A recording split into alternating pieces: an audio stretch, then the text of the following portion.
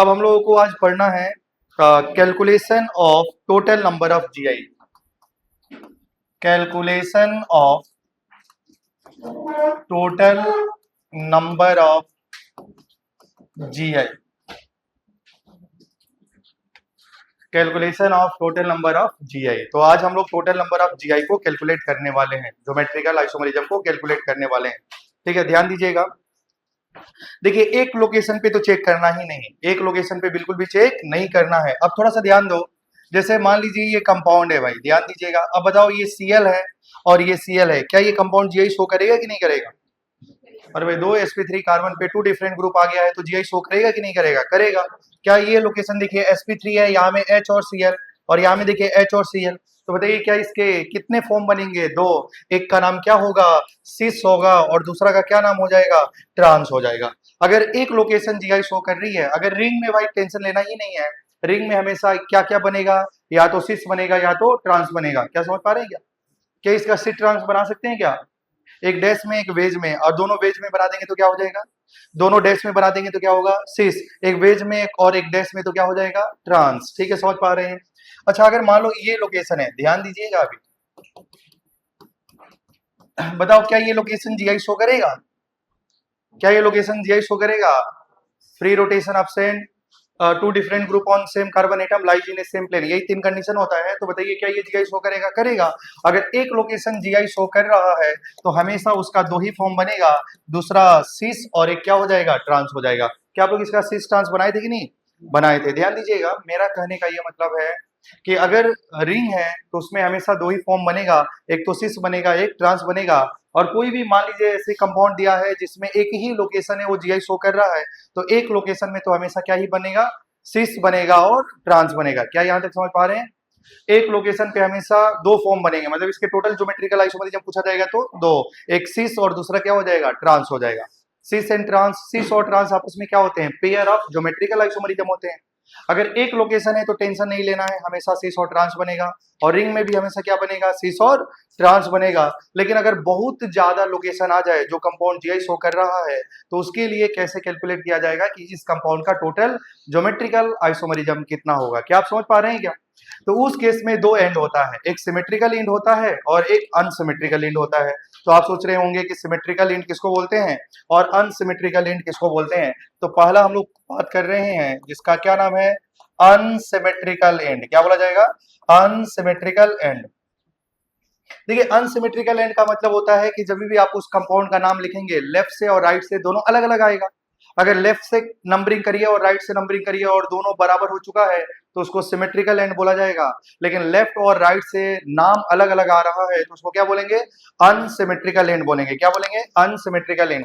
जैसे आप ध्यान दीजिए, जैसे मान लीजिए ये लिखा गया है और आपको यहाँ में चेक करना है कि ये सिमेट्रिकल है या अनसिमेट्रिकल एंड है। तो देखिए, मान लो यहाँ में कुछ ऐसा लिखा है और आपको चेक करना है कि सिमेट्रिकल एंड है कि अनसिमेट्रिकल एंड है। अब यहाँ में देखिए, यहाँ में डबल बॉन्ड, इधर से काउंट करेंगे तो कितना नंबर में आ रहा है? 2 नंबर में आ रहा है। और इधर से काउंट करेंगे तो 1 2 3 4। समझ पा रहे हैं ना भाई? डबल बॉन्ड की पोजीशन लेफ्ट और राइट से अलग अलग आ रही है, तो क्या इसको सिमेट्रिकल बोला जाएगा? क्या नहीं बोला जाएगा। तो ये क्या हो चुका है हमारा? Unsymmetrical and. और ये डबल बॉन्ड है कि नहीं? जीआई शो कर सकता है, ये कर सकता है क्या? ये भी कर सकता है, ये भी कर सकता है। तो इसमें बहुत सारे लोकेशन है जो जीआई शो करने वाले हैं। तो इसके टोटल ज्योमेट्रिकल आइसोमेरिज्म कितना बनेगा, उसको कैसे कैलकुलेट करना है, आज की क्लास में हम लोग सीखने वाले हैं। क्या आप समझ पा रहे हैं? जैसे अगर मान लो ऐसा लिखा है, ठीक है भाई, आप ध्यान दे रहे हैं। अगर मान लीजिए यहाँ में लिखा है CH3, CH double bond, C double bond, CH double bond.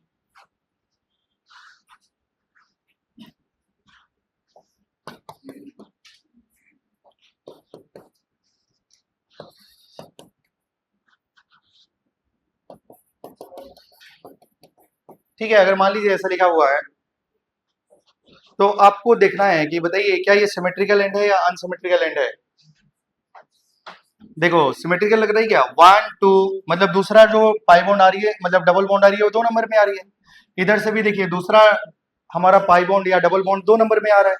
फिर यहाँ में देखो, तीसरा जो पाई बॉन्ड आया, मतलब 3 नंबर पे दूसरा पाई बॉन्ड आया है ना, देखो 3 4 5, और यहाँ में देखिए 4 में आ रहा है, मतलब दोनों नंबरिंग अलग अलग है। समझ पा रहे हैं ना भाई? क्या ये सिमेट्रिकल है? क्या नहीं, अनसिमेट्रिकल एंड है। कौन सा एंड है? अनसिमेट्रिकल एंड है। मतलब लेफ्ट और राइट से नंबरिंग डिफरेंट आ जाती है तो उसी को हम लोग क्या बोलते हैं? अनसिमेट्रिकल एंड बोलते हैं। और यहाँ में देखो double bond double bond double bond है कि नहीं है? डबल बॉन्ड है तो फ्री रोटेशन एब्सेंट होगा, ये कहानी आपको मालूम है। और आपको बताना है कि इसके टोटल कितने ज्योमेट्रिकल आइसोमरिज्म बनेंगे। क्या आप समझ पा रहे होंगे? ठीक है, अब थोड़ा सा ध्यान दीजिए, आपको ये बताना है सिमेट्रिकल एंड है या अनसिमेट्रिकल एंड है। जैसे मान लीजिए यहाँ में लिखा है CH3,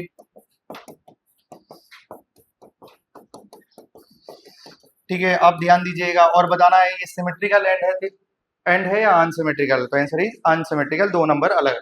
तो आपको पहले ये चेक करना है कि ये सिमेट्रिकल एंड है या अनसिमेट्रिकल एंड है। क्लियर है ना? चलिए अब थोड़ा सा ध्यान देंगे, ये तो अभी हम लोग पढ़ रहे थे, आप थोड़ा देर में कॉपी करिएगा, पहले ध्यान दीजिएगा। अभी तक हम लोग क्या पढ़ रहे थे? अनसिमेट्रिकल एंड, मतलब जिसमें लेफ्ट और राइट से नंबरिंग नाम अलग अलग होता है तो उसको अनसिमेट्रिकल एंड बोला जाता है। उसमें अगर ऐसा होगा, अनसिमेट्रिकल एंड होगा, तो कैसे जीआई को काउंट किया जाता है आपको देखना पड़ेगा। देखिए अब हम लोग बात करते हैं सिमेट्रिकल एंड की। अगर हम बात करें सिमेट्रिकल एंड का, मतलब जिसमें लेफ्ट और राइट से नंबरिंग क्या हो जाए? सेम हो जाए। जैसे अगर मान लो लिखा है CH3 CH double bond CH, CH double bond CH, CH3। अब देखिए ये कंपाउंड लिखा है और आपको बताना है क्या ये सिमेट्रिकल एंड है या अनसिमेट्रिकल एंड है। तो आप देख लीजिए पहले, यहाँ में क्या लिखा है, यहाँ में देखिए डबल बॉन्ड कहाँ में लगा है? 1 2 3 4 5 6। बताइए डबल बॉन्ड की पोजीशन कहाँ में है? 2 और 4 में है कि नहीं है? अगर हम लोग यहाँ से देखेंगे, बताइए यहाँ से देखेंगे तो 1 2 3 4 5 6, तो यहाँ से भी डबल बॉन्ड की पोजीशन क्या है? 2 और 4 में है। तो कहने का मतलब है कि लेफ्ट और राइट से डबल बॉन्ड की पोजीशन सेम आ चुकी है, तो ये क्या हो चुका है? सिमेट्रिकल एंड हो चुका है। क्या हो चुका है बोलिए? सिमेट्रिकल एंड हो चुका है। आपको बार बार काउंट करके देखना नहीं है। तो अगर सिमेट्रिकल एंड हो जाए तो कैसे जीआई को कैलकुलेट करना है, समझ पा रहे हैं? जैसे अगर हम बात करें यहाँ में देखिए, बताइए ये सिमेट्रिकल एंड है या अनसिमेट्रिकल एंड है? सिमेट्रिकल एंड है। क्या है? सिमेट्रिकल एंड है। ठीक है, आपको बताना है सिमेट्रिकल एंड है या अनसिमेट्रिकल एंड है। तो ध्यान देंगे। अब देखिए यहाँ से पाई बॉन्ड कितना में आ रहा है? 1 2 3 4, इधर से 1 2 3। अब बताइए क्या हो चुका है? सेम 1 2 3 4। और आपको बताना है कि ये सिमेट्रिकल एंड है या अनसिमेट्रिकल एंड है। तो सिमेट्रिकल एंड है। कहने का ये मतलब है, देखिए जब भी आपको क्या करना है? चेक करना है कि ये सिमेट्रिकल एंड है या अनसिमेट्रिकल एंड है, ये तो आपको पता चल जाएगा ना। तो अब अगर अनसिमेट्रिकल एंड होगा, क्या होगा? अनसिमेट्रिकल एंड होगा तो उसका टोटल जीआई को कैलकुलेट करने का फॉर्मूला क्या होता है? इसका जीआई को कैलकुलेट करने का फॉर्मूला होता है 2 की पावर n। क्या होता है? 2 की पावर n। और n क्या है? ये नंबर ऑफ लोकेशन है, number of location which is showing geometrical isomerism. मतलब वो लोकेशन है जो क्या शो करने वाला है? जीआई शो करने वाला है। वो क्या है? n है। समझ पा रहे हैं ना भाई? नहीं समझ में आया? जैसे आप ध्यान दीजिएगा, जब भी अनसिमेट्रिकल एंड होगा तो उस केस में टोटल नंबर ऑफ जीआई को कैलकुलेट करने का फॉर्मूला है 2 की पावर n। और n क्या है? अरे n वो लोकेशन है जो जीआई शो करेगा। कौन करेगा जीआई? जहां में डबल बॉन्ड आता है। डबल बॉन्ड में फ्री रोटेशन अब्सेंट होता है तो वो लोकेशन क्या शो कर सकता है? जीआई शो कर सकता है। नहीं समझ में आ रहा है क्या? आ रहा है। अब थोड़ा सा ध्यान दीजिएगा, बताइए क्या यहाँ में देखो, क्या यहाँ में CH3 है, यहाँ में H है क्या? क्या यहाँ में H है और ये पूरा ग्रुप डिफरेंट है क्या? क्या बताओ? 2 different group attach with same carbon atom, rotation absent है, तो क्या ये लोकेशन जीआई शो करेगा कि नहीं करेगा? क्या ये लोकेशन जीआई शो करेगा क्या? क्या ये लोकेशन जीआई शो करेगा क्या? क्या ये लोकेशन जीआई शो करेगा? तो ऐसे कितने लोकेशन है जो जीआई शो कर रहे हैं? तो आंसर इज 3। तो इसके टोटल जीआई कितने हो जाएंगे भाई? इसके टोटल नंबर ऑफ जीआई कितने हो जाएंगे? तो आंसर इज 2 की पावर 3। तो आंसर क्या हो जाएगा? 6। क्या हो जाएगा? मैं आपको वही पूछने वाला हूँ। कोई जल्दी से 2 3 जा 6 कर देते हैं तो गलत हो जाएगा। तो क्या हो जाएगा बताइए? 2 3 जा 8 होता है। 2 3 जा नहीं, 2 की पावर 3 8 होता है। क्लियर है ना भाई? समझ पा रहे होंगे। क्या आपको समझ में आया है क्या?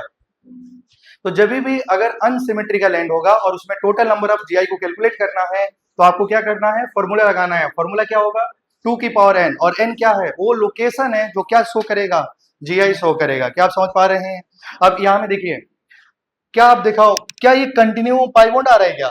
क्या कंटिन्यू पाई बॉन्ड आता है? तो मैं बोला था हॉरिजेंटल वर्टिकल हॉरिजेंटल, बताया था क्या? तो अब ध्यान देना है, क्या बताओ, ये हॉरिजेंटल होगा, ये वर्टिकल होगा, ये हॉरिजेंटल होगा, क्या ये दोनों कार्बन सेम प्लेन में लाई करेंगे क्या?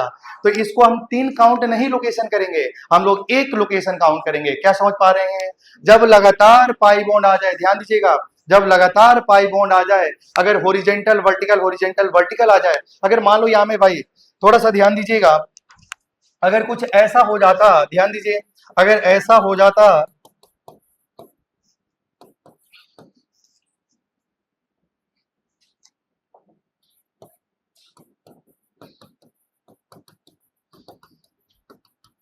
जैसे मान लीजिए ऐसा लिखा है, ठीक है, समझ पा रही क्या? तो बताओ ये लगातार है क्या?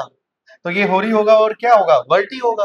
क्या ये लोकेशन जीआई शो करेगा? नहीं, क्योंकि ये तो एक ही प्लेन में लाई नहीं कर रहे हैं। क्या आप समझ पा रहे हैं ना भाई? तो उस केस में ये लोकेशन जीआई शो नहीं करेगा, सिर्फ ये वाला लोकेशन क्या शो करने करेगा, जीआई शो करेगा। क्लियर है ना? क्या आप समझ पा रहे हैं? हाँ, तो ये आपको समझ में आना चाहिए। चलिए इधर ध्यान दीजिएगा। हाँ, ये वाला क्वेश्चन था हम लोग का। अब देखिए यहाँ में क्या है, हॉरिजेंटल वर्टिकल हॉरिजेंटल, मतलब इसको क्या हम लोग 3 लोकेशन काउंट करेंगे या एक लोकेशन? एक लोकेशन। क्या ये दोनों सेम प्लेन में है? क्या सेम प्लेन में है? तो बताइए क्या ये जीआई शो करेगा कि नहीं करेगा? करेगा। और यहाँ में देखिए क्या ये लोकेशन भी है क्या? क्या ये भी जीआई शो करेगा? तो ऐसे कितने लोकेशन है जो जीआई शो कर रही हैं? तो आंसर इज 2, और 2 की पावर 2 क्या हो जाता है, 4। तो नंबर ऑफ जीआई कितनी हो जाएगी बताइए? नंबर ऑफ ज्योमेट्रिकल आइसोमरिज्म कितना हो जाएगा? 2 की पावर 2। आंसर कितना हो जाएगा? 4 हो जाएगा। एक लोकेशन के लिए चेक नहीं करना है। क्या आप समझ पा रहे हैं? अच्छा बताइए क्या ये लोकेशन जीआई शो करेगा? क्या ये लोकेशन जीआई शो करेगा? तो ऐसे कितने लोकेशन है जो जीआई शो कर रहे हैं? क्या ये सिमेट्रिकल एंड है या अनसिमेट्रिकल एंड है? अनसिमेट्रिकल एंड है। तो बताइए नंबर ऑफ जीआई क्या हो जाएगा? Number of GI answer is 2 की पावर 2। आंसर क्या हो चुका है? 4 हो चुका है। क्या आप समझ पा रहे हैं? अगर बताओ सिर्फ एक ही लोकेशन होता तो उसके जीआई कितने हो जाते? 2। एक तो सिस बनेगा, दूसरा तो ट्रांस बनेगा। क्या क्लियर है? क्या तुमको नहीं समझा? क्या हम लोग का टॉपिक यही था? तो यहाँ में तो कुछ कॉपी करने वाली है भी नहीं भाई। अगर एक लोकेशन है तो 2 ही फॉर्म, सिस और ट्रांस। अगर रिंग की बात करेंगे तो रिंग में भी ये वाला sp3 कार्बन पे डिफरेंट ग्रुप लगा हुआ है, और ये भी sp3 पे, तो ये भी 2 फॉर्म इसके बनेंगे, एक तो सिस और दूसरा ट्रांस। एक लोकेशन में चेक नहीं करना है। अगर एक से ज्यादा लोकेशन आती है तो क्या करना है, चेक करना है और देखना है सिमेट्रिकल एंड है या अनसिमेट्रिकल एंड है। समझ पा रहे हैं? क्या आगे बढ़ा जाए? क्या आगे बढ़ा जाए? हाँ ठीक है, तो आगे बढ़ते हैं। ये कॉपी कर लीजिए। किसी का दिमाग में अगर ख्याल आ रहा है कि इसको आपने इसको तो अलग अलग काउंट किया है, भाई ये लगातार नहीं आ रहा है। समझ पा रहे हैं ना? और ये पाई बॉन्ड लगातार आ रही है, तो जब लगातार आएगी तो ऐसा टाइप का मैंने क्वेश्चन करा दिया था, होरी वर्टी होरी मानना था आपको।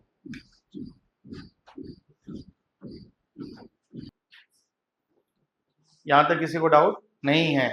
और इसके कितने बताइए, इसके टोटल ज्योमेट्रिकल आइसोमरिज्म कितने बनेंगे? तो आंसर ही 4 बनेगा। इसका कितना बनेगा? 4 बनेगा, 4। ठीक है, समझ पा रहे हैं क्या? अब मैं आगे बढ़ रहा हूँ, ध्यान दीजिएगा। जैसे भाई अब थोड़ा सा आगे बढ़ते हैं और यहाँ में थोड़ा सा ध्यान दीजिएगा आपको। जैसे अगर मान लो यहाँ में लिखा था CH3CH, अभी इसके जस्ट पहले वाला हम लोग जो क्वेश्चन कर रहे थे, ठीक है, तो इसके अगर आपको टोटल काउंट करना है तो देखिए यहाँ में, ठीक है, ये सिमेट्रिकल एंड है कि अनसिमेट्रिकल? तो आंसर इज अनसिमेट्रिकल एंड है, क्योंकि यहाँ में पाई बॉन्ड 2 और 4 में लगा है, और इधर से काउंट करते तो 1 2 3 में लगा है, 4 5, 3 और 5 में लगा है। तो सिमेट्रिकल है या अनसिमेट्रिकल है? अनसिमेट्रिकल है। और थोड़ा सा ध्यान दीजिएगा, क्या यही लोकेशन, इसी लोकेशन पे हमको चेक करना होता है कि जीआई पॉसिबल है कि नहीं है। अब थोड़ा सा ध्यान दो, इसका टोटल कितनी लोकेशन है भाई? 2 लोकेशन है, तो इसके टोटल जीआई कितने पॉसिबल होंगे? 4। समझ पा रहे हैं ना भाई? 4। अब चाहे तो चारों को बना सकते हैं, लेकिन अगर हम लोगों को डायरेक्ट आंसर लिखना है तो आंसर तो 4 होगा। लेकिन आप थोड़ा सा ध्यान दीजिए, मैं बनाने की कोशिश कर रहा हूँ और आपको समझाने की कोशिश कर रहा हूँ। बताइए हमारा जो पाई बॉन्ड है वो कहाँ कहाँ में है? सेकेंड पोजीशन पे है, और क्या है भाई, फोर्थ पोजीशन पे। क्या समझ पा रहे हैं ना? सेकेंड पोजीशन पे है और फोर्थ पोजीशन पे है। तो आप क्या कर सकते हैं, ये सेकेंड पोजीशन को भी 6 बना लो। क्या 6 बना सकते हैं क्या? और भाई ये सेकेंड पोजीशन को भी 6 बना लीजिए, और फोर्थ पोजीशन पे जो ग्रुप लगा है उसको भी 6 बना लीजिए। क्लियर है ना भाई? यहाँ में एच एच को सेम साइड कर देना। क्या यहाँ में समझ पा रहे हैं ना? इसको भी शीश बना लो और इसको भी शीश बना लो, क्या समझ पा रहे हैं ना? सेकेंड पोजीशन में भी शीश बनाओ, इसमें भी शीश बनाओ, क्लियर है ना?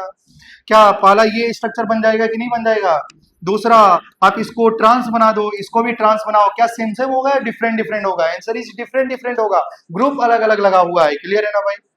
ठीक है, अब थर्ड में क्या करेंगे कि सेकेंड वाला को सिस बनाओ और फोर्थ वाला जो पाई बॉन्ड है ना यहाँ में उसको ट्रांस बना दीजिए, समझ पा रहे हैं?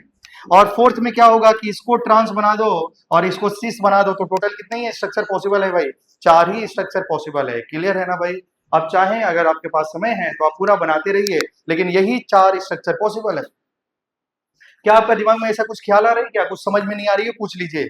अरे भाई आपने ये सेकंड पोजीशन को सिस बनाया और फोर्थ पोजीशन को भी सिस बना दिया, जैसे एक मैं बना के दिखा भी देता हूं। देखिए आपने क्या करा, सेकेंड पोजीशन को देखिए यहाँ में सेकेंड पोजीशन को आपने सिस बना दिया, ठीक है? सिस बोले तो 2 सेम ग्रुप सेम साइड होंगे, क्लियर है ना भाई? अब यहाँ में देखिए आपका क्या हो चुका है, CH, ठीक है? और फोर्थ पोजीशन को भी आपको क्या करना है, फोर्थ पोजीशन को भी आपको सिस बनाना है, ठीक है? यहाँ में देखिए सिस बोला जाए तो ये HS सेम साइड हो जाएंगे। अब यहाँ में देखिए यहाँ में क्या हो जाएगा, CH2 CH3, बोलिए क्लियर है क्या? क्या ये कौन सा पोजीशन है? सेम सेम ग्रुप है ना, तो ये दोनों क्या बन चुका है, सिस सिस बन चुका है। क्या ये और ये सेम सेम स्ट्रक्चर है क्या? नहीं, यहाँ में CH3 है और यहाँ में C2H5 है, क्या समझ पा रहे हैं ना भाई? तो ये ये स्ट्रक्चर बन गया सिस। अब इसको दोनों को, इस लोकेशन को भी ट्रांस बनाओ, इस लोकेशन को भी ट्रांस बना दो, क्या बन जाएगा कि नहीं बन जाएगा? तो 2 अलग। अब इसका सिस बना दिया आपने और इसका ट्रांस बना दीजिए, इसका आपने सिस बना दिया और इसका आपने क्या कर दिया, ट्रांस बना दिया, क्लियर है ना भाई? देखिए यहाँ में H हो गया, ये H इधर होगा, समझ पा रहे हैं ना आप? बहुत अच्छी बात है अगर समझ पा रहे हैं। तो देखिए C2 CH2 CH3, अब बताओ ये कौन सा फॉर्म होगा, ये लोकेशन कौन सा फॉर्म है, सिस, और ये लोकेशन कौन सा फॉर्म है, ट्रांस, क्योंकि 2 सेम ग्रुप अपोजिट साइड है, क्लियर है ना भाई? तो एक स्ट्रक्चर बन गया, या तो आप इसका ट्रांस बना दो, उसको सिस बना दीजिए, तो टोटल स्ट्रक्चर कितने पॉसिबल है, 4। नहीं समझ में आया? आ गया। क्या आपको फॉर्मूला से भी डायरेक्टली आप कैलकुलेट कर सकते थे कि नहीं कर सकते थे? तो आप ऐसे चेक कर सकते हैं, या तो आप पोजीशन बना के करिए, या तो आपको क्या करना है, डायरेक्ट फॉर्मूला लगाइए और आंसर लिख दीजिए, क्लियर है? क्या आप समझ पा रहे हैं ना? तो सबसे आसान क्या है, फॉर्मूला यूज करना है, ठीक है? तो चलिए हम लोग आगे बढ़े, यहां तक किसी को डाउट नहीं है? या तो आप दोनों जहां जहां जीजाई शो कर रहा है दोनों को सिस बनाओ, दोनों को ट्रांस बनाओ, एक को सिस एक को ट्रांस, एक को ट्रांस एक को सिस, क्या समझ पा रहे हैं? तो ऐसे आप कर सकते हैं। तो ऐसे टोटल ज्योमेट्रिकल आइसोमेरिज्म कितना आ चुका है, तो आंसर इज 4 आ चुका है, और फॉर्मूला से भी क्या आ रहा था, 4 आ रहा था। तो अनसिमेट्रिकल एंड में तो आपको दिक्कत होने वाली नहीं है, जीआई निकालने का फॉर्मूला क्या है, 2 की पावर n। लेकिन अगर सिमेट्रिकल हो जाए तो उसमें जीआई को कैसे कैलकुलेट करना है, क्या हम आगे बढ़ रहे हैं, ध्यान दीजिए। क्या ये हमारा सिमेट्रिकल एंड है क्या, बताइए, क्या ये हमारा सिमेट्रिकल एंड है क्या? तो जब भी सिमेट्रिकल एंड हो जाए तो जीआई निकालने का फॉर्मूला ध्यान दीजिएगा, मैं यहाँ में लिख देता हूँ, यहाँ में देखिए, अगर हमारा कौन सा एंड है, सिमेट्रिकल एंड है, क्या है बोलिए, सिमेट्रिकल एंड है, तो इसके जीआई निकालने का फॉर्मूला, जीआई निकालने का फॉर्मूला क्या होता है, 2 की पावर n-1 प्लस 2 की पावर p, क्या होता है बच्चों बताइए, 2 की पावर n-1 प्लस 2 की पावर p, समझ पा रहे हैं? तो 2 की पावर n-1, n क्या है बताइए, number of location which is showing GI, वो लोकेशन है जहां पे वो कंपाउंड क्या शो करेगा, जीआई शो करेगा। अब यहाँ में एक नाम आ गया है p, और p बोले तो देखिए p का वैल्यू क्या होता है, p का वैल्यू n-1/2 होता है, और p का वैल्यू n/2-1 होता है। अगर n की वैल्यू ऑड है, क्या है, ऑड है, तो ये p क्या जगह में ये यूज करना है। अगर हमारा n का वैल्यू इवन है तो बताइए आपको क्या डालना है, p का वैल्यू ये डालना है, समझ पा रहे हैं? कॉपी कर लीजिए। तो ये सिमेट्रिकल एंड के लिए n का मतलब टोटल कार्बन को काउंट कर लेना, ऑड है कि इवन है, समझ पा रहे हैं ना भाई? 7 कार्बन होगा तो p की वैल्यू क्या डालेंगे, ये डालेंगे, समझ पा रहे हैं? और n क्या है बताइए, n is the number of location which is showing GI.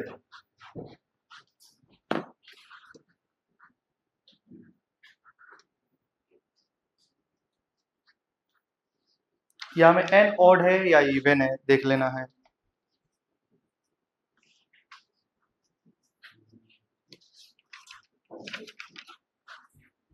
क्या कॉपी हो चुकी है? चलिए आगे बढ़ा जाए, अब क्वेश्चन सॉल्व करेंगे, ठीक है? एन ऑड है या इवन है देख लेना। लोकेशन जो है, अगर 3 लोकेशन है, कितने लोकेशन है, 3 लोकेशन, मैंने थोड़ा सा ध्यान दीजिएगा, अगर 3 लोकेशन है, समझ पा रहे हैं ना, जो जीआई शो कर रहा है और वो सिमेट्रिकल है और लेकिन 3 लोकेशन है, तो 3 बोले तो ऑड नंबर, तो पी का जगह में ये डालना है, ठीक है। अगर मान लो 4 लोकेशन है, कितने लोकेशन है, 4 लोकेशन है, एन का वैल्यू 4 हो जाएगा, 4 ऑड नंबर है कि इवन नंबर है, इवन नंबर है, और वो सिमेट्रिकल है, तो यहाँ में पी का जगह में ये डालना है। कार्बन काउंट नहीं करना है भाई, आपको लोकेशन को काउंट करना है, क्लियर है ना। ध्यान दीजिए, यहाँ तक क्लियर हो गया, फॉर्मूला याद हो चुका है, आगे बढ़ते हैं, ध्यान दीजिए। अब आपको बताना है कि ये बताइए, ऊपर वाला क्वेश्चन को देखिए, क्या ये जीआई शो करेगा कि नहीं करेगा। रोटेशन अब्सेंट है, रोटेशन अब्सेंट है, 2 डिफरेंट ग्रुप सेम पे लगा हुआ है कि नहीं। तो आप थोड़ा सा ध्यान देना, क्या ये लोकेशन जीआई शो करेगा और ये भी लोकेशन जीआई शो करेगा, तो इससे कितने लोकेशन है जो जीआई शो करेंगे, तो आंसर इज 2 लोकेशन। क्या आप समझ पा रहे हैं, आप काउंट कर लीजिए, देखिए डाउट होगा तो 1 2 3 4 5 6 बताइए, यहाँ में 2 और 4 में पाई बॉन्ड है, और इधर से भी काउंट करेंगे तो 1 2 3 4, 2 और 4 में आ रहा है, तो ये सिमेट्रिकल एंड है। और n की वैल्यू कितनी आ चुकी है बताइए, n की वैल्यू क्या हो चुकी है, 2 हो चुकी है। 2 कैसा नंबर होता है, आंसर इज इवन नंबर होता है। कैसा होता है, तो बताइए सिमेट्रिकल एंड है और इवन है, तो जीआई निकालने का फॉर्मूला क्या हो जाएगा बताइए, जीआई निकालने का फॉर्मूला क्या होता है, 2 की पावर n माइनस 1 प्लस 2 की पावर p, लेकिन p को क्या लिखा जाएगा, n बाई 2 माइनस 1, क्या लिखा जाएगा, n बाई 2 माइनस 1। क्या समझ पा रहे हैं, तो आप चलिए फॉर्मूला को यूज करेंगे, तो 2 की पावर n का जगह में क्या डालेंगे, 2 2 माइनस 1, p का जगह में क्या डालेंगे, देखिए n बाई 2 माइनस 1, n का वैल्यू कितना है 2, तो 2 की पावर 2 बाई 2 माइनस 1। क्या आप समझ पा रहे हैं क्या, तो बताइए यहाँ में क्या हो जाएगा, 2 की पावर 1, और यहाँ में देखिए 1 से 1 कट जाएगा, 2 की पावर क्या हो जाएगा 0, और बताइए 2 की पावर 0 वैल्यू कितनी होती है, तो ऐसे टोटल कितने जीआई होंगे, 3। इसके 3 स्ट्रक्चर बनेगा, कितने स्ट्रक्चर बनेगा, 3। अभी हम काउंट भी करके दिखा देंगे कि 3 ही स्ट्रक्चर बनेगा। ठीक है, अगर n ये देखिए n का वैल्यू 2 है, ऑड नंबर इवन नंबर आपको चेक कर लेना पड़ेगा। ठीक है, अगर सिमेट्रिकल है और वो 3 लोकेशन है जो जीआई के लिए तैयार है, तो 3 का मतलब n का वैल्यू 3 बोले तो ऑड नंबर, तो फॉर्मूला क्या हो जाएगा, n माइनस 1/2। क्या समझ पा रहे हैं क्या। अब देखो इस क्वेश्चन को थोड़ा हम लोग समझने की भी कोशिश करेंगे। ये तो मैंने फॉर्मूला से यूज करके आंसर कितना निकाल दिया है, 3, लेकिन आप ऐसे भी 3 निकाल सकते थे। कॉपी हो चुका है क्या, क्या ये सोल्यूशन कॉपी हो चुका है, ये वाला साइड में कॉपी कर लो भाई जल्दी से, क्योंकि उसको हटाना पड़ेगा।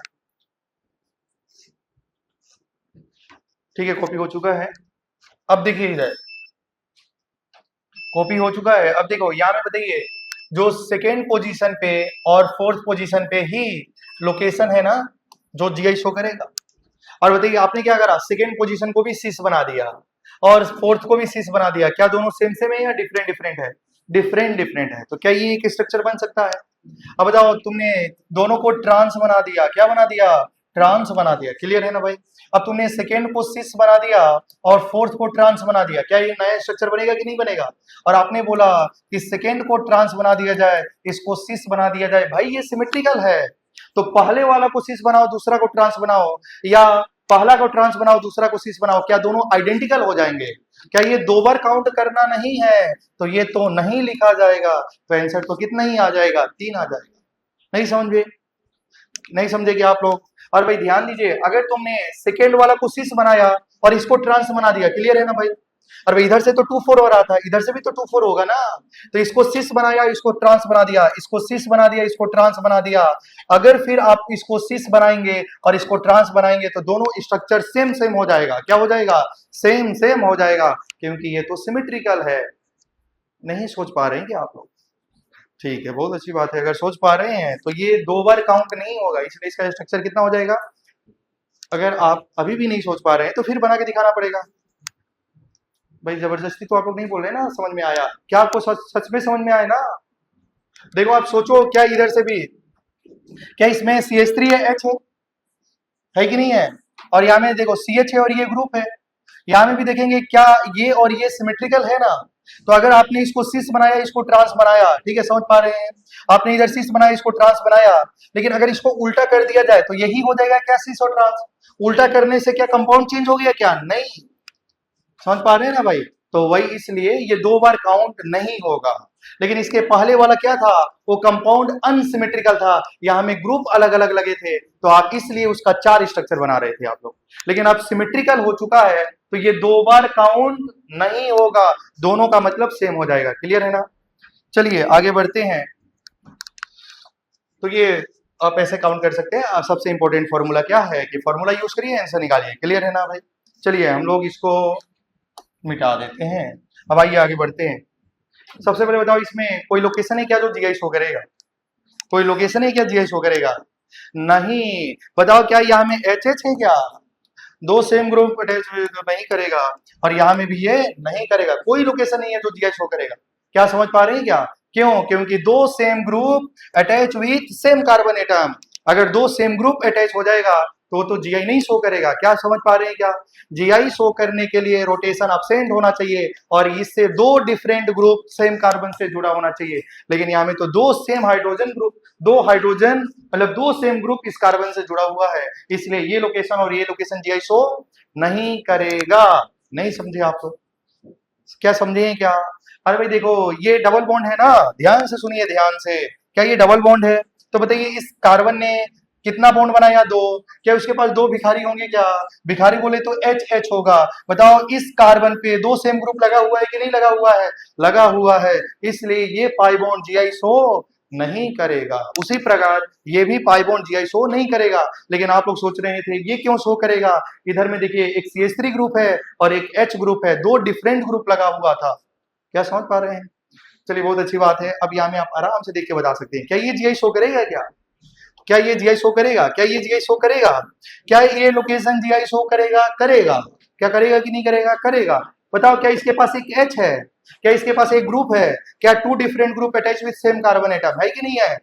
अच्छा बताओ, अगर लोकेशन, कितने लोकेशन है बताइए जो जीआई शो कर रही है, तो उसके कितने ही फॉर्म बनेंगे? दो। एक तो सिस और दूसरा ट्रांस। एक सिस बनेगा और इसके ट्रांस बनेगा। एक लोकेशन है, कितने लोकेशन है? एक लोकेशन, तो इसके हमेशा दो ही फॉर्म बनेंगे, एक तो सिस और दूसरा ट्रांस। भाई एक से ज्यादा लोकेशन हो तो फॉर्मूला यूज करिए, अगर सिर्फ एक ही लोकेशन है तो क्या बनेगा? सिस और ट्रांस। क्या आप समझ पा रहे हैं?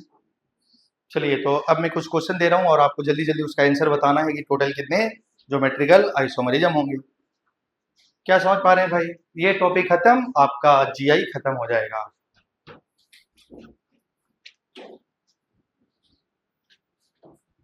आज आप लोग को टेलीग्राम में आइसोमरिज्म से रिलेटेड बहुत सारा क्वेश्चन भेजा जाएगा, ठीक है? हाँ, लेकिन वो अलग बात है कि सॉल्व नहीं करते, वो अलग बातें हैं, लेकिन मेरा काम है कि मैं भेजूंगा, ठीक है? तो यहाँ तक कॉपी हो चुका है, आगे बढ़ते हैं। अब देखिए 3 क्वेश्चन और आपको देखना है और बताना है कि कौन कितने टोटल जीआई पॉसिबल होंगे। तो देखिए बच्चों, आप बताएंगे कि इसके टोटल कितने जीआई पॉसिबल होंगे।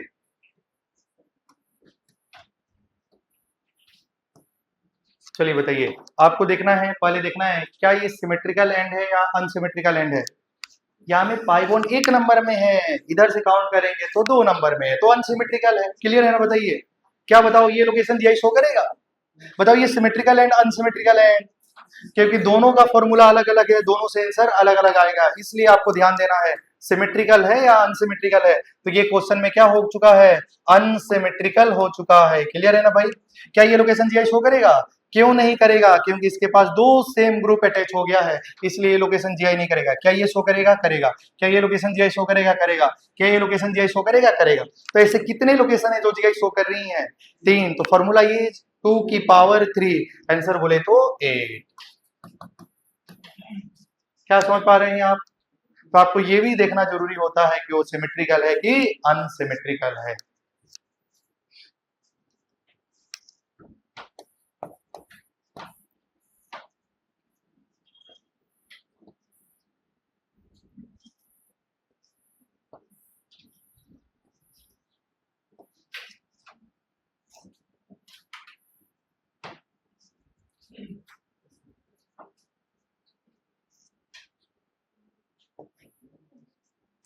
आपको पहले देखना है कि क्या ये सिमेट्रिकल है या अनसिमेट्रिकल है। चलिए बताइए, क्या ये सिमेट्रिकल है अनसिमेट्रिकल? क्या सिमेट्रिकल एंड है क्या? तो इसमें कितने लोकेशन है जो जीआई शो कर रही है? 3। कितने लोकेशन? 3। क्या ये लोकेशन जीआई शो करेगा? क्या ये लोकेशन जीआई करेगा? ये भी करेगा। तो ऐसे 3 लोकेशन है। तो बताइए एन का वैल्यू कितना हो चुका है? 3। और ये कैसा एंड है? तो आंसर इज सिमेट्रिकल एंड है। और सिमेट्रिकल होता है तो जीआई का फॉर्मूला क्या होता है? 2 की पावर n प्लस 2 की पावर p होता है। और p क्या होता है बताइए? n-1/2 होता है कि नहीं होता है? तो बताइए आंसर क्या हो जाएगा, 2 की पावर, यहाँ में n का वैल्यू 3 डालो तो 3 माइनस 1 कितना होता है 2, प्लस 2 की पावर क्या हो जाएगा 3 माइनस 1/2। तो आंसर इज यहाँ में 2 की पावर 2 प्लस 2 की पावर 1, तो आंसर कितना हो जाएगा 4 प्लस 2 6। तो आप ऐसे कैलकुलेट कर सकते हैं, क्या समझ पा रहे हैं। देखिए अब जो आपको पढ़ाया जा रहा है वो आज तक नीट में ऐसा टाइप का क्वेश्चन नहीं आया है, लेकिन मैं आपको थोड़ा करा देता हूँ।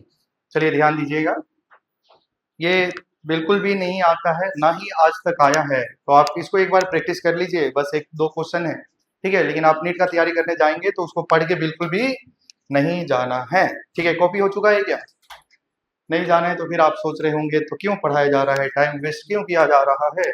चलिए कोई बात नहीं, ये सब पढ़ना जरूरी है, ठीक है। तो नेक्स्ट हेडिंग में लिखेंगे GI calculation in GI calculation in substituted cyclopropane. GI calculation is substituted cyclopropane, क्या समझ पा रहे हैं क्या। तो GI calculation is substituted cyclopropane में आपको क्या कैलकुलेट करना है, जीआई कैलकुलेट करना है। आप मुझे बताइए क्या ये स्ट्रक्चर, अभी देखिए अभी आपको कॉपी नहीं करना है,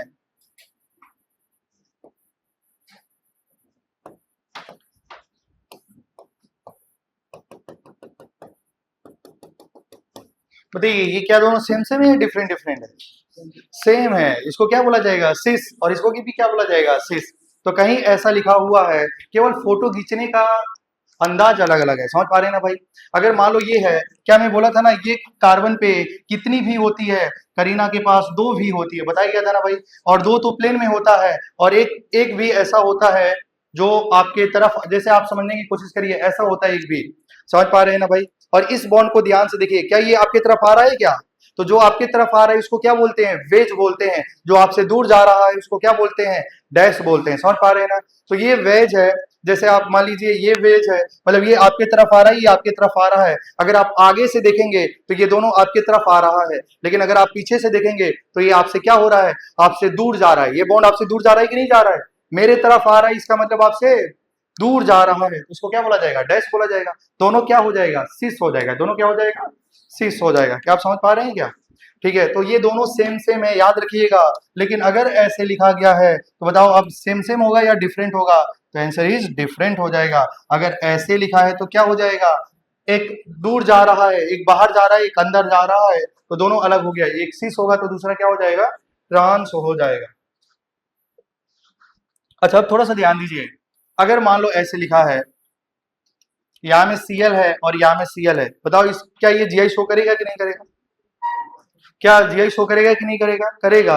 अगर ये जीआई शो करेगा तो बताओ क्या बनेगा, एक सिस बनेगा, दूसरा ट्रांस बनेगा। एक क्या बन जाएगा, सिस बन जाएगा, तो दूसरा क्या बन जाएगा, ट्रांस बन जाएगा। और अगर आपको सिस और ट्रांस बनाना है तो देखिए आपको आराम से बना सकते हैं, दोनों को डैश में कर देंगे तो क्या बन जाएगा, सिस बन जाएगा, ये Cl और ये Cl। अगर दोनों को, एक को डैश में कर दो, एक को डैश में कर दो और दूसरा को वेज में कर दो, ठीक है। तो ये क्या हो जाएगा, ये सिस, और ये क्या हो चुका है, ट्रांस हो चुका है। क्या ये वाला कार्बन 2sp3 पे 2 डिफरेंट ग्रुप लगा है, तो दो उसके 2 फॉर्म होंगे, एक सिस और एक ट्रांस, समझ पा रहे हैं क्या। लेकिन अगर मान लो, यहाँ में ध्यान दीजिएगा, अगर इसके, अगर ऐसे लिखा है साइक्लोप्रोपेन में, यहाँ में भी Cl लगा है, यहाँ में भी Cl लगा है और यहाँ में भी Cl लगा है, तो आप बताइए क्या ये जीआई शो करेगा कि नहीं करेगा, तो आंसर इज करेगा। अरे भाई टू ग्रुप 2sp3 कार्बन पे 2 डिफरेंट ग्रुप आ जाए तो जीआई शो करेगा कि नहीं करेगा, करेगा। अगर ये जीआई शो करेगा तो इसके स्ट्रक्चर बनाने हैं, इसके स्ट्रक्चर बनाइए। तो अगर आप इसका स्ट्रक्चर बनाएंगे तो आप क्या कर सकते हैं, तीनों क्लोरीन को डैश में कर दीजिए, तीनों क्लोरीन को डैश में कर दीजिए। तो देखिए आप थोड़ा सा ध्यान दीजिएगा, ये तीनों क्लोरीन को आपने किस में कर दिया है, डैश में कर दिया है, तीनों क्लोरीन को डैश में कर दीजिए। क्या समझ पा रहे हैं। या तो आप क्या कर सकते हैं, 2 क्लोरीन को डैश में रखिए, एक क्लोरीन को वेज में कर दीजिए। क्या समझ पा रहे हैं, इसको डैश बोलते हैं क्या, वेज बोलते हैं। तो वो मैं चेक कर रहा था कि मैं सही हूं कि तुम लोग सही है। तो ये इसको डैश नहीं बोलते हैं, इसको क्या बोलते हैं, वेज बोलते हैं। समझ पा रहे हैं भाई? अब आपको क्या करना है, आप एक क्लोरीन को देखिए, आप एक क्लोरीन को डैश में कर दीजिए और दो क्लोरीन को वेज में कर दीजिए, तो ये एक स्ट्रक्चर, दोनों स्ट्रक्चर सेम सेम है या डिफरेंट डिफरेंट है? डिफरेंट डिफरेंट है। अब बताइए क्या इसके और स्ट्रक्चर बन सकता है क्या? क्या और कोई स्ट्रक्चर बना सकते हैं क्या? आप बोल रहे हैं कि सारे क्लोरीन को डैश में कर दीजिए। अरे भाई डैश में कर दो तो ये कर दो, वेज में करो, बात तो बराबर ही है। अरे भाई डैश में कर दो या पूरा, या वेज में कर दो पूरा, क्या बात दोनों आइडेंटिकल है कि नहीं है? हैं। अगर मान लो तुमने सोचा कि दो क्लोरीन को वेज में कर दिया जाए, एक को डैश में कर दिया जाए, अगर दो आप ऐसे सोच रहे हैं कि दो क्लोरीन को डैश में कर दीजिए, दो क्लोरीन को डैश में कर दीजिए, एक क्लोरीन को वेज में कर दीजिए, ये और ये सेम है कि डिफरेंट है? अरे भाई दो डैश में है ना, दो वेज में है ना, और आपने दो डैश में कर दिया, दोनों स्ट्रक्चर कैसे हो चुके हैं? आइडेंटिकल हो चुके हैं। तो इसके सिर्फ और सिर्फ दो ही स्ट्रक्चर पॉसिबल है। नहीं समझ में आया? क्या कोई और स्ट्रक्चर पॉसिबल है क्या? क्या आप लोग दिमाग पे जोर लगाइए, क्या आपको और कुछ समझ में आ रहा है? दिमाग पे थोड़ा प्रेशर लगाना है तो दिमाग खुलता है। देखिए ये और ये, इससे ज्यादा कोई दूसरा स्ट्रक्चर नहीं बन सकता है। समझ पा रहे हैं ना भाई? तो इसके सिर्फ और सिर्फ कितने हो जाएंगे आंसर? दो हो जाएंगे।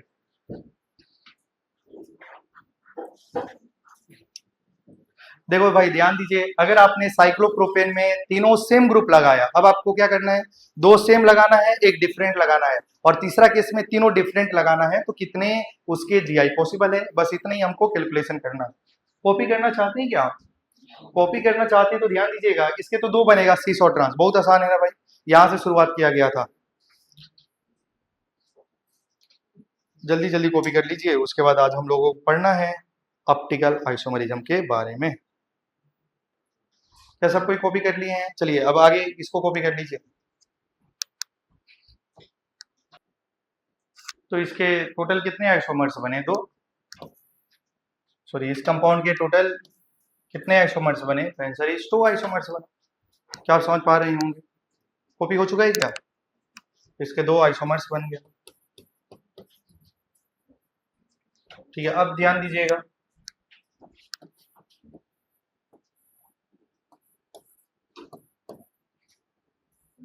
ये कंपाउंड दिया है और इसके टोटल आइसोमर्स बनाना है। तो बताइए सबसे पहले जीआई शो करेगा कि नहीं करेगा? क्यों? क्योंकि दो डिफरेंट ग्रुप, दो 2sp3 कार्बन पे टू डिफरेंट ग्रुप प्रेजेंट है, तो करेगा। करेगा तो चलिए इसका स्ट्रक्चर बनाते हैं। तो चलिए स्ट्रक्चर बनाते हैं कि इसके टोटल कितने ज्योमेट्रिकल आइसोमरिज्म बनेंगे। तो आप बताइए क्या करेंगे, तीनों को क्या करेंगे, वेज में रख दो या डैश में रख दो, आपका मर्जी। समझ पा रहे हैं ना? एक बार क्या करेंगे, तीनों को हम लोग कहाँ में रख रहे हैं बताइए? वेज में। अब हम लोग क्या करेंगे बताइए, तीनों को वेज में रख दिया, एक स्ट्रक्चर बन गया। अब हम लोग क्या करेंगे, दो क्लोरीन को वेज में रखेंगे और ब्रोमीन को डैश में कर देंगे, नया स्ट्रक्चर बन जाएगा कि नहीं? तो देखिए आपने क्या करा, एक बार ब्रोमीन को कहाँ में रख दिया, डैश में रख दिया, और दो क्लोरीन को कहाँ में रख दिया, वेज में रख दिया। क्या ये दो स्ट्रक्चर बन गया है?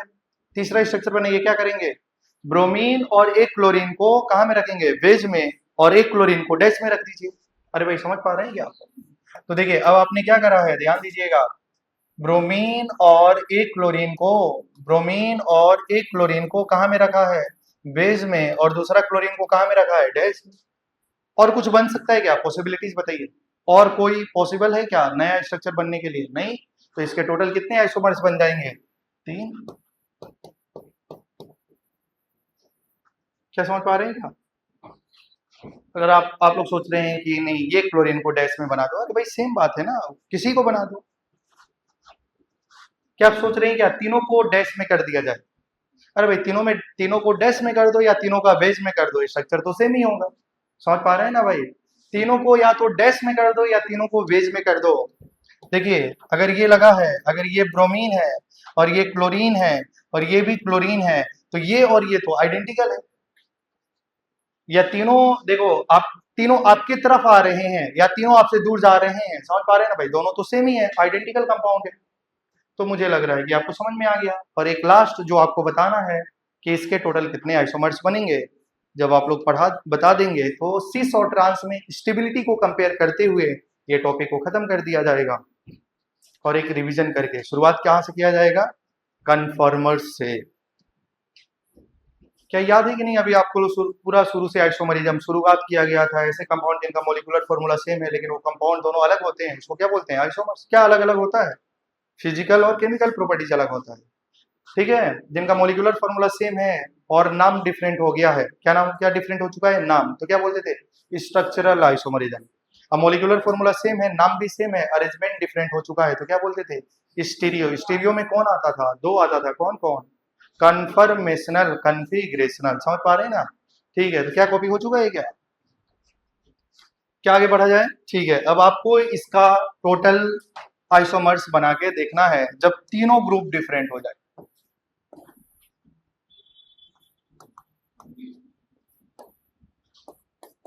अगर तीनों ग्रुप डिफरेंट हो जाएगा तो इसके टोटल कितने ज्योमेट्रिकल आइसोमरिज्म बनेंगे? टोटल आइसोमर्स बता दीजिए इसके कितने बनेंगे।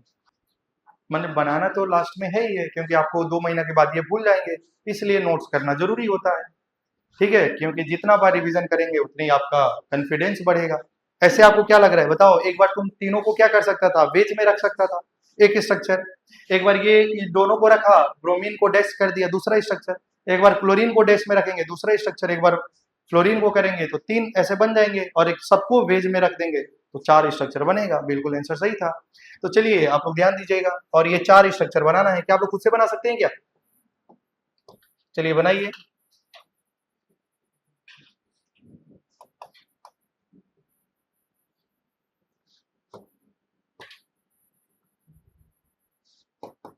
एक स्ट्रक्चर हो गया,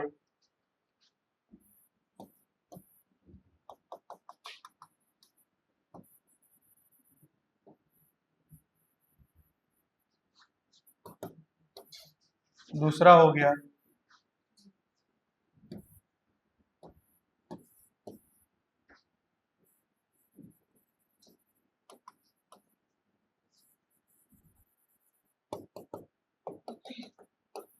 तीसरा हो गया, ठीक है। ऐसे आप बना सकते हैं। देखिए अभी तक इसका एग्जाम में नीट में आया नहीं है, ठीक है, ऐसा टाइप का क्वेश्चन। लेकिन अगर आएगा तो आप सॉल्व कर लेना, बहुत चांस कम ही है, ठीक है भाई। तो इसके कितने स्ट्रक्चर बन गए? 4। चलिए ध्यान दीजिए, यहाँ तक आप लोग कॉपी कर लिए हैं। आप थोड़ा सा स्टेबिलिटी को कंपेयर करते हैं। देखिए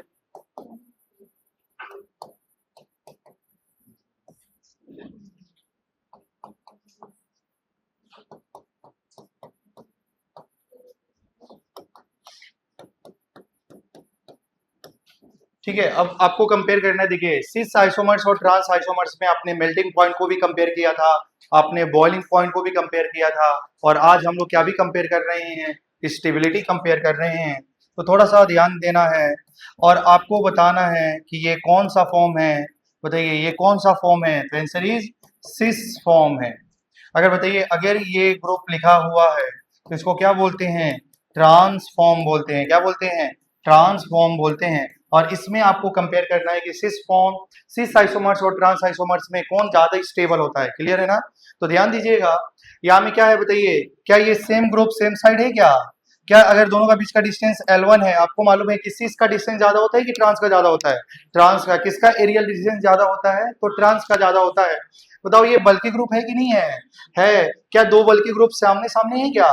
तो इसमें रिपल्सन होता है, उस रिपल्सन का क्या नाम होता है? Steric repulsion. क्या नाम होता है? Steric repulsion. तो आप मुझे बताइए यहाँ में स्टेरिक रिपल्सन होगा कि नहीं होगा? होगा, क्योंकि यहाँ में दोनों बल्कि ग्रुप सेम साइड में हैं। लेकिन यहाँ में बताइए बल्कि बल्कि ग्रुप का बीच का एंगल 180 डिग्री हो चुका है क्या? क्या बल्कि बल्कि ग्रुप एकदम दूसरे से दूर जा चुके हैं? कौन ज्यादा स्टेबल होगा बताइए? सिस आइसोमर्स या ट्रांस आइसोमर्स? सिस आइसोमर्स या trans isomers? Answer is trans isomers cis isomers से ज्यादा स्टेबल होगा। क्या समझ पा रहे हैं क्या? कॉपी करेंगे। सिस क्यों नहीं स्टेबल हुआ? क्योंकि अच्छा बताइए सिस आइसोमर्स और ट्रांस आइसोमर्स में कौन ज्यादा स्टेबल है? Trans isomers. किसकी? अरे भाई बताइए किसकी मेल्टिंग पॉइंट ज्यादा होती है? ट्रांस आइसोमर्स का। क्यों? क्योंकि उसमें क्लोज पैक स्ट्रक्चर होता है, उसमें सिमेट्रिकल होता है, और उसका वजह से उसकी मेल्टिंग पॉइंट जबरदस्त होती है। क्या समझ पा रहे हैं? जबरदस्त नहीं, ज्यादा होती है।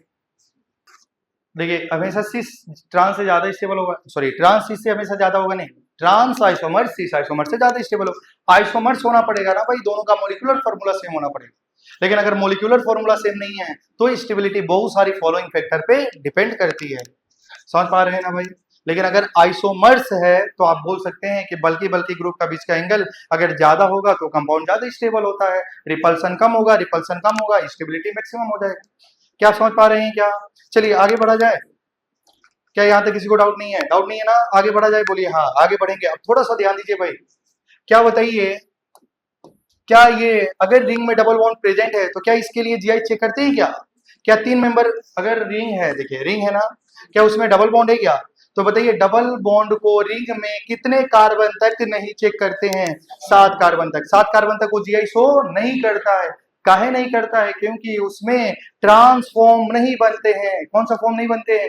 ट्रांसफॉर्म नहीं बनते हैं, इसलिए कंपाउंड जीआई शो नहीं करेगा। समझ पा रहे हैं ना?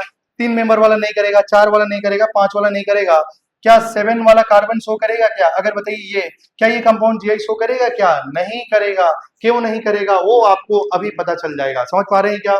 अब ध्यान दीजिए,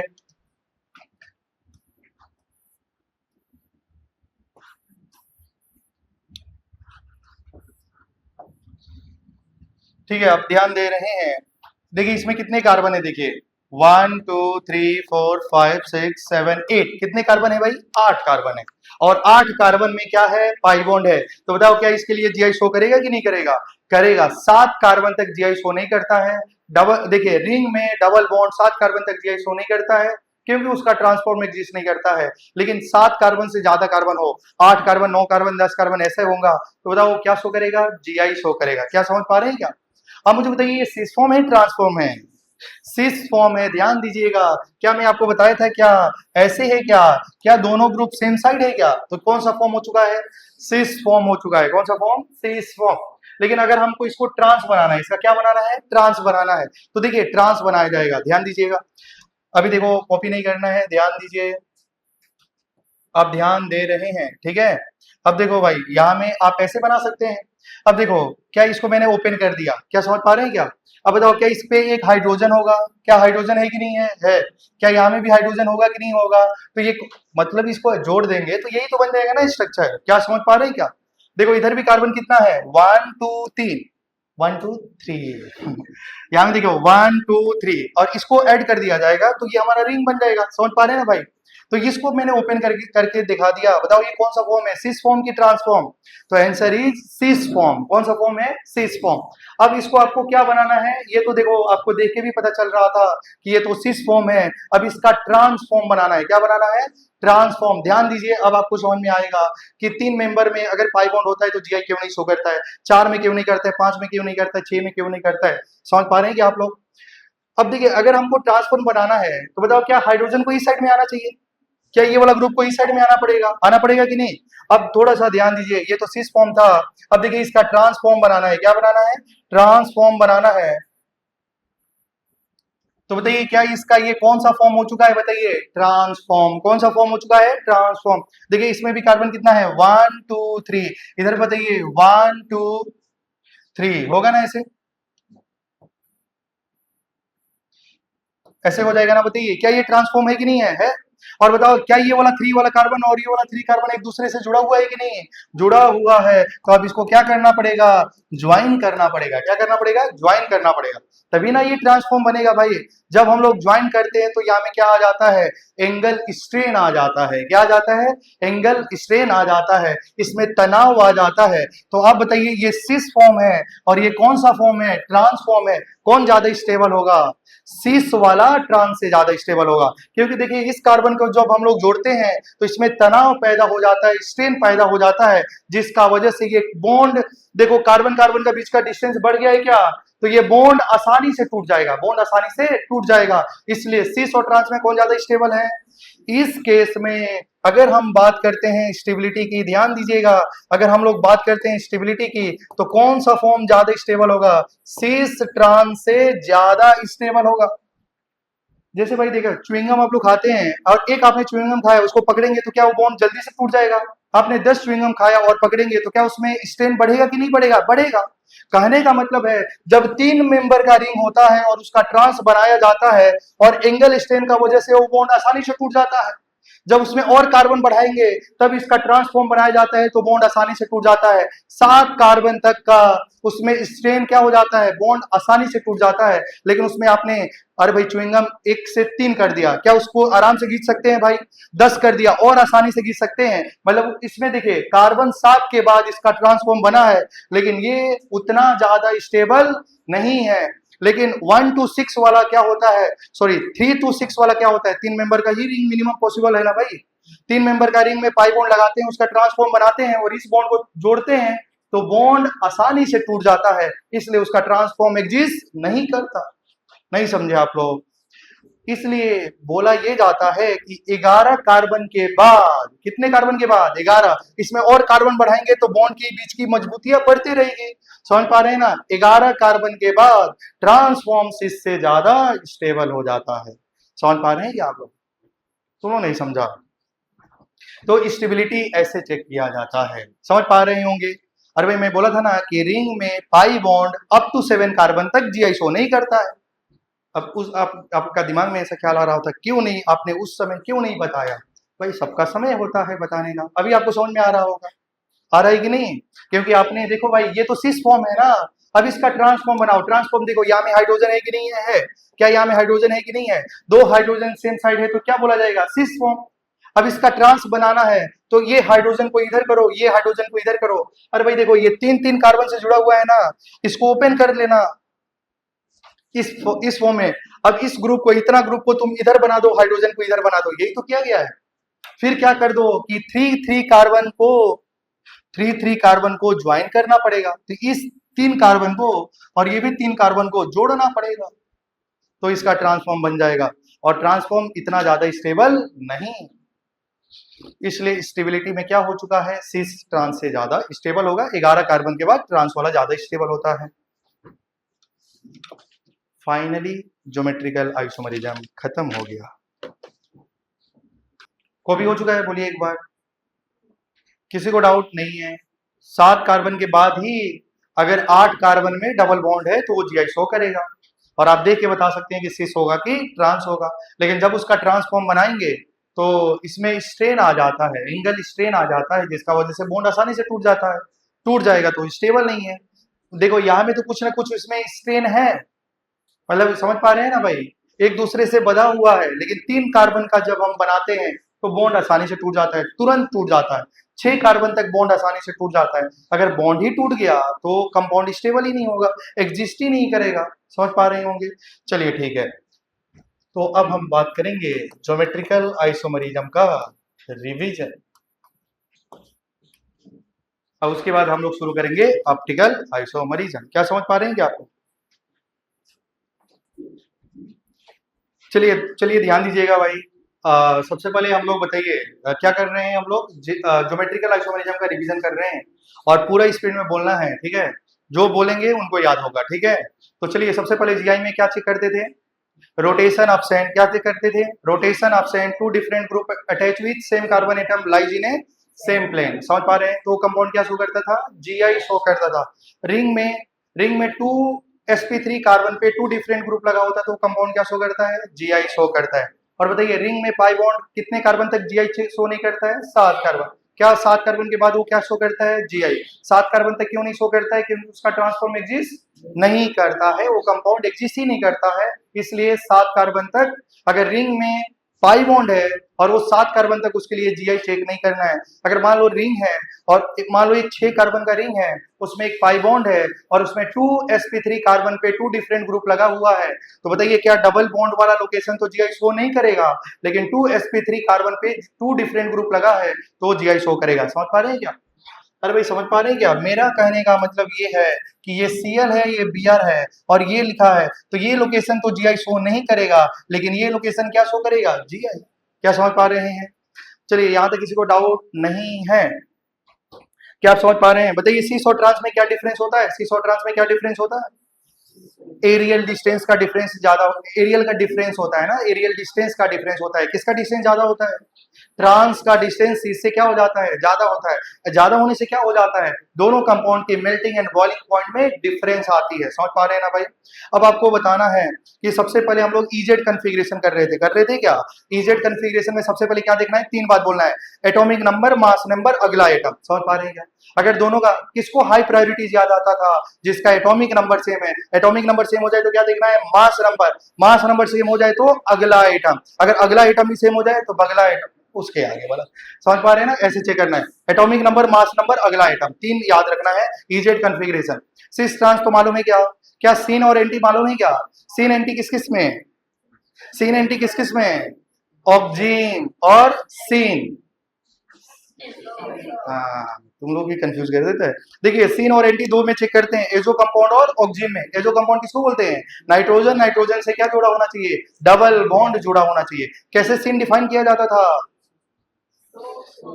lone pair, 2 lone pair present on same side, अगर अपोजिट साइड हो जाता है तो एंटी, समझ पा रहे, इजेड तो मालूम है ना कि इसको जेड बोला जाता था, same priority same side, different priority opposite side, तो क्या बोला जाएगा, इजेड। जिसमें सीन एंटी डिफाइन होता है, जिसमें सिस ट्रांस डिफाइन होता है, क्या उसमें इजेड डिफाइन हो सकता है कि नहीं हो सकता है, आराम से हो सकता है, क्लियर है ना भाई। बताओ ई जेड में किसका प्रायोरिटी ज्यादा, जेड और ई में किसकी प्रायोरिटी ज्यादा, जेड का। सीन एंटी में किसका ज्यादा, बॉन्ड पेयर लोन पेयर में किसका ज्यादा, बॉन्ड पेयर का। तुम लोग कब याद होगा ये सारी चीजें, क्या यहाँ तक समझ पा रहे हैं। चलिए कन्फॉर्मर्स की बात करेंगे, बताओ कौन ज्यादा कन्फॉर्मर से स्टेबल है, इक्लिप्स स्टेगर, स्टेगर या इक्लिप्स, स्टेगर, स्टेगर का डाइहेड्रल एंगल, अगर एक डाइहेड्रल एंगल 0 है, दूसरा डाइहेड्रल एंगल 60 है, कौन ज्यादा स्टेबल, 60 वाला। अगर दो 60 वाला आ जाए, दो डाइहेड्रल एंगल 60, एक तो गॉच, दूसरा का नाम क्या होता था, आंटी, कौन ज्यादा stable, anti is more stable than gauche. Anti और गॉच में क्या डिफरेंट है, दो बल्कि ग्रुप 60 डिग्री में होगा, गॉच नाम होगा, टू बल्कि ग्रुप 180 डिग्री में होगा, नाम क्या होगा, आंटी। अगर हाइड्रोजन बॉन्ड प्रेजेंट है तो कौन ज्यादा स्टेबल, गॉच आंटी से ज्यादा स्टेबल है, क्या समझ पा रहे हैं ना।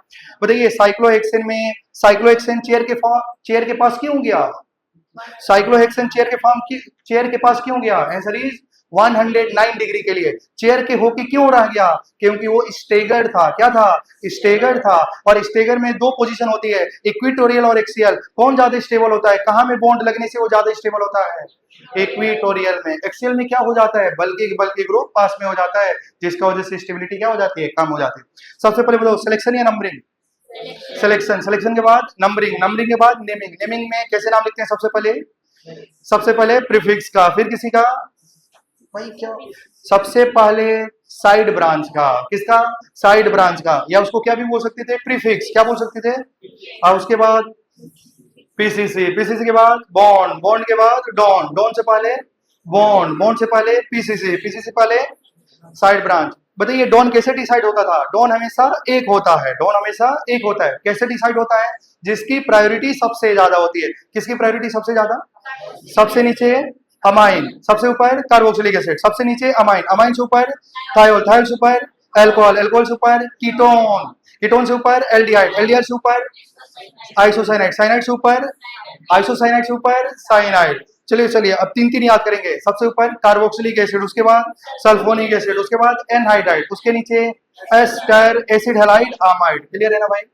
क्या यहाँ तक किसी को डाउट नहीं है, क्या नंबरिंग ऐसे करते थे। बताइए अगर दो कंपाउंड जिनका मोलिकुलर फॉर्मूला सेम है, दो कंपाउंड जिनका मोलिकुलर फॉर्मूला सेम है, लेकिन दोनों कंपाउंड अलग अलग हो गए हैं, क्या बोलते हैं उसको, आइसोमर्स बोलते हैं, क्या बोलते हैं, बोलो आइसोमर्स बोलते हैं। अगर एक कंपाउंड ऐसा है जिनका मोलिकुलर फॉर्मूला सेम है और नाम डिफरेंट हो चुका है, उसको कौन सा आइसोमर्स बोलते हैं, स्ट्रक्चरल आइसोमरिज्म बोलते हैं, क्या बोलते हैं, स्ट्रक्चरल। ऐसे कंपाउंड जिनका मोलिकुलर फॉर्मूला सेम है, नाम सेम है, अरेंजमेंट डिफरेंट हो चुका है, तो क्या बोलते हैं, स्टीरियो। स्टीरियो में कितने प्रकार के होते हैं, दो, कौन कौन, कन्फर्मेशनल कन्फिग्रेशन, क्या क्लियर है ना भाई। अच्छा बताओ ऐसे कंपाउंड जिनका मोलिकुलर फॉर्मूला सेम है, ऐसे कंपाउंड जिनका मोलिकुलर फॉर्मूला सेम है, फंक्शनल ग्रुप डिफरेंट हो चुका है, क्या होते हैं, functional isomerism. Molecular formula same है, फंक्शनल ग्रुप सेम है, और उनकी पोजीशन पीसीसी में कार्बन डिफरेंट हो चुका है, क्या बोलते हैं, चेन आइसोमरिज्म, क्या बोलते हैं, चेन आइसोमरिज्म। ऐसे कंपाउंड जिनका मोलिकुलर फॉर्मूला सेम है, फंक्शनल ग्रुप सेम है, पीसीसी में कार्बन सेम है, लेकिन उसकी पोजीशन डिफरेंट हो चुकी है। किसका किसका? साइड ब्रांच का पोजीशन डिफरेंट हो चुका है। फंक्शनल ग्रुप का मल्टीपल बॉन्ड का पोजीशन डिफरेंट हो जाए तो क्या बोलते हैं? Position isomerism. क्या बोलते हैं? Position isomerism. बताओ मेटामरिज्म किसको बोलते हैं? मेटामरिज्म में क्या क्या सेम होता है? मोलिकुलर फॉर्मूला सेम होता है, आईयूपीएसी नेम सेम होता है, डिफरेंट क्या होता है? आईयूपीएसी नेम सेम होता है। आईयूपीएसी नेम सेम होता है क्या? नहीं। क्या सेम होता है क्या? नहीं। देखिए मोलिकुलर फॉर्मूला सेम होता है। क्या सेम होता है? मोलिकुलर फॉर्मूला सेम होता है, फंक्शनल ग्रुप सेम होता है, कनेक्टिविटी डिफरेंट होता है, तो क्या बोलते हैं?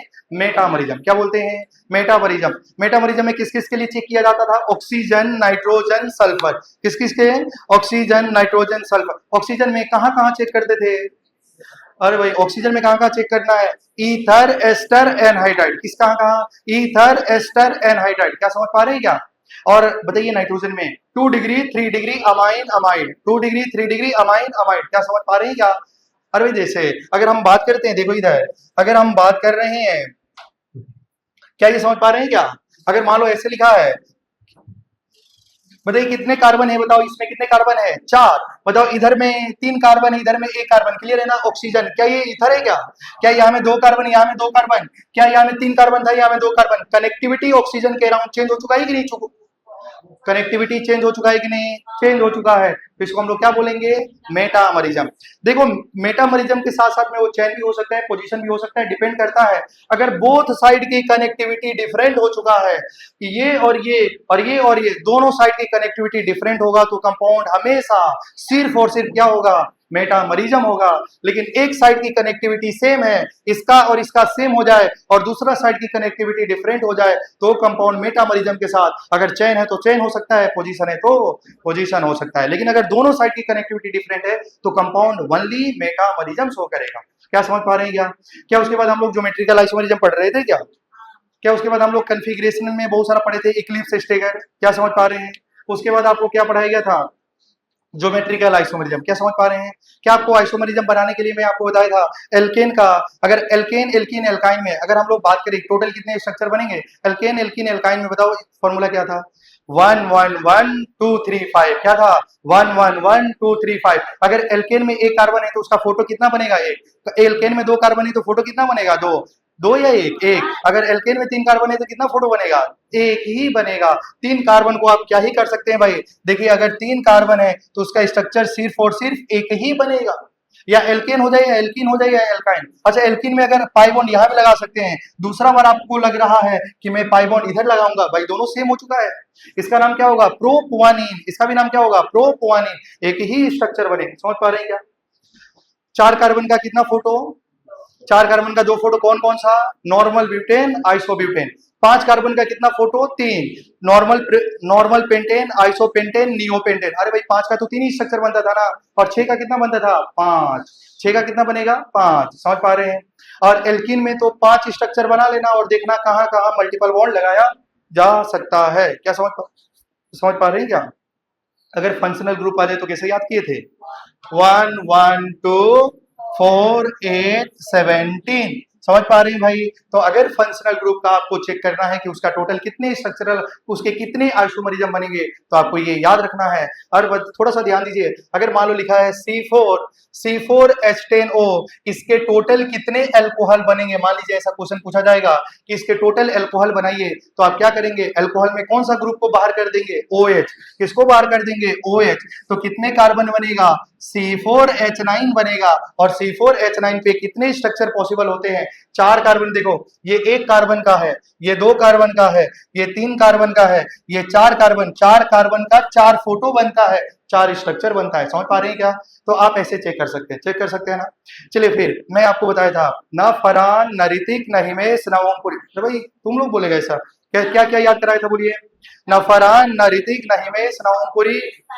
साइनाइड, एसिड, फादर कलेक्टर, बेटा इंस्पेक्टर और दारू, एल्काइन, अमाइन, बेंजीन। क्लियर है ना भाई? क्या ये ऑर्डर आपको याद हो गया? फिर हम लोग बात कर रहे थे नो, क्या बोलेंगे? No oxalate. क्या बोलेंगे? No oxalate, 3 2 1 CH3 CD3 CH3। बोलो क्लियर है ना? क्या आपने ये पूरा याद कर लिया? ये आपको कब समझ में आएगा? जब हम GOC1 पढ़ रहे हैं। आपने प्लस प्लस आई इफेक्ट और माइनस आई इफेक्ट याद कर चुके हैं। क्या समझ पा रहे हैं भाई? फिर आपको मैं कुछ रिएजेंट याद कराया था। क्या मैंने आपको कुछ रिएजेंट याद कराया था? क्या? पहला HI red phosphorus. HI red phosphorus का नारा क्या था? जो हमसे टकराएगा एल्केन बन जाएगा। अगर मैं बात करूं ब्यूटाइल ब्यूटाइल एल्डिहाइड, क्या बात करें भाई? ब्यूटाइल एल्डिहाइड की रिएक्शन HI रेड फास्फोरस से कराया जाएगा तो क्या बनेगा? ब्यूटेन बन जाएगा। वेलेरिक एसिड की रिएक्शन अगर HI रेड फास्फोरस से कराया जाएगा तो क्या बन जाएगा? पेंटेन बन जाएगा। वेलर किसको बोलते हैं? जिसमें कितने कार्बन? 5। एसेट एसेट 2 और फॉर्म प्रोपियोन 3, ब्यूटाइल 5 और 4 और वेलर कितना हो जाएगा? 5। चलिए समझ पा रहे हैं क्या? अगर हम बात करें भाई, ध्यान दीजिएगा, क्या वो किस किस को रिड्यूस कर देता है? किसी को भी रिड्यूस करेगा। अगर मान लो लिखा है CH3CN, क्या लिखा है बच्चों? CH3CN, उसमें कितनी करीना दिखाई दे रही है? 2। अगर उसकी रिएक्शन HI रेड फास्फोरस से कराएंगे तो क्या बन जाएगा? इथेन बन जाएगा। क्या बन जाएगा? इथेन। अगर कोई भी functional group HI red phosphorus के साथ में आएगा तो जितने कार्बन है उतने कार्बन का क्या बना देना है? एल्केन बना देना है। ग्लूकोज होगा तो हेक्सेन बन जाएगा, क्योंकि ग्लूकोज में 6 कार्बन है। समझ पा रहे हैं ना? अगर हम चीनी की बात करें, अगर चीनी की रिएक्शन HI रेड फास्फोरस से कराया जाएगा तो उसमें 12 कार्बन होता है, तो 12 कार्बन का एल्केन बन जाएगा। मतलब जो HI रेड फास्फोरस से टकराएगा एल्केन बन जाएगा। क्लियर है ना? फिर मैं आपको कुछ फंक्शनल ग्रुप बताया था और कुछ रिएजेंट याद कराया था। क्या था? LiAlH4। क्या याद आ रहा है क्या? LiAlH4 को क्या बोलते थे? लाहा। क्या बोलते थे? लाहा। उसको फंक्शनल ग्रुप देख के क्या बोलते थे? आहा। क्या कौन कौन सा फंक्शनल ग्रुप बोलेगा? बताओ। एसिड बोलेगा क्या? क्या एसिड बोलेगा क्या? अमाइड बोलेगा? साइनाइड बोलेगा? नाइट्रो बोलेगा क्या? नाइट्रोसो बोलेगा क्या? मजा नहीं आ रहा है क्या? नाइट्रो। जो बताओ LiLH4 किस किस को रिड्यूस करता है?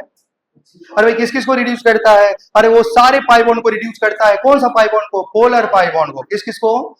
अगर उसके पास में एसिड अमाइड आएगा, क्या उसको रिड्यूस करेगा क्या? क्या एसिड अमाइड करेगा क्या? एसिड हैलाइड करेगा क्या? एस्टर को करेगा क्या? करेगा क्या? Carboxylic acid. क्या नाइट्रो कंपाउंड को? क्या नाइट्रोसो को? करेगा। क्या करेगा बताओ? अगर एल्कोहल ओ को किस में कन्वर्ट कर देता है? ओ को किस में? एल्कोहल में। नाइट्रोजन को किस में करता है? अमाइन में। और नाइट्रोजन और ऑक्सीजन दोनों होंगे तो भी किस में कन्वर्ट कर देगा? अमाइन में कन्वर्ट कर देगा। क्या समझ पा रहे हैं? सिर्फ 2 को नहीं करता, वो कौन सा है? एल्कीन और एल्काइन। अगर एल्कीन और एल्काइन उसके पास में आ जाएंगे तो क्या उसको रिड्यूस करेगा? नहीं करेगा। सिर्फ और सिर्फ याद रखना है कि LiLH4 सिर्फ 2 को रिड्यूस नहीं करता है। वो आंसर क्या है? एल्कीन और एल्काइन। अब थोड़ा सा ध्यान दीजिएगा, NaBH4 लिखा गया था क्या? क्या NaBH4 का नाम क्या था? Sodium borohydride. और सोडियम बोरोहाइड्राइड किस किस को रिड्यूस करता है? जल्दी से बोलिए। Acid halide. किस किस को? 3 को करता है। 3 को कौन कौन सा? Acid halide, aldehyde, ketone. Acid halide, aldehyde, ketone की अगर वो डायरेक्ट कन्वर्ट कर दिया किस में? अल्कोहल में, तो रिएजेंट कौन है बताइए? और रिएजेंट कौन है? NaBH4। अगर हमारे पास में ध्यान दीजिएगा, अगर हमारे पास में एसिड हैलाइड है, बोलिए क्या है? एसिड हैलाइड है। अगर एल्डिहाइड है, अगर कीटोन है और ये तीनों को अल्कोहल में बनाना है तो कौन सा रिएजेंट लेना है? NaBH4। चलिए समझ पा रहे हैं क्या? आप लोग ध्यान दीजिएगा, ये क्या लिखा है बच्चों? ये क्या लिखा है? CHO। फोटो कैसा होता है? फोटो कैसा होता है? डबल या सिंगल? क्या अगर बताओ LiLH4 इसको रिड्यूस करेगा क्या? करेगा क्या? क्या इसको करेगा क्या? क्या इसको क्या बोलते हैं? अमाइड। क्या इसको रिड्यूस करेगा? करेगा। क्या इसको रिड्यूस करेगा? क्या इसको इसको HI रेड फास्फोरस करेगा क्या? क्या अगर मान लो इससे जुड़ा हुआ CN ग्रुप है, क्या ये कार्बन है तो क्या बना देगा? साइक्लोहेक्सेन के ऊपर में CH3 ग्रुप लग जाएगा। नहीं समझे? ठीक है, बताइए अगर मान लो NO2 ग्रुप लगा है, क्या इसको रिड्यूस करेगा क्या? क्या रिड्यूस करेगा? अब बताइए, क्या NC को करेगा क्या? आइसोसाइनाइड है। क्या ट्रिपल बॉन्ड होता है क्या? चलिए ध्यान दीजिएगा, अगर हम बात करें COOR, क्या बोलते हैं इसको? एस्टर। क्या बोलते हैं? एस्टर। एस्टर का कॉमन नेम? एस्टर का कॉमन नेम 8 होता है। क्या होता है? 8 होता है। समझ पा रहे हैं? CN का कॉमन नेम? CN का नाम ओ नाइट्राइल। एसिड हैलाइड का कॉमन नेम आइल हैलाइड। क्या होता है? आइल हैलाइड। बताओ अमाइन का नाम क्या होता है? अमाइन। अमाइन का नाम क्या होता है? अमाइन। अल्कोहल का नाम ऑल, OL। एल्डिहाइड का नाम अल, AL। समझ पा रहे हैं क्या? कीटोन का नाम ओन। क्या होता है? ओन। कार्बोक्सिलिक एसिड का नाम ओइक एसिड, कार्बोक्सिलिक एसिड का नाम ओइक एसिड। एसिड हैलाइड का आइल हैलाइड, क्या होता है बोलिए, आइल हैलाइड। CN का नाम ओ नाइट्राइल, क्या नाम होता है, ओ नाइट्राइल। क्या समझ पा रहे हैं क्या? तो यही तक हमारा, क्या अभी तक हमने जितना भी पढ़ा क्या आपको याद आ रहा है क्या? और ये याद तभी आएगा जब और आपको घर में रिवीजन करेंगे। चलिए तो आज के लिए इतनी है कि नहीं?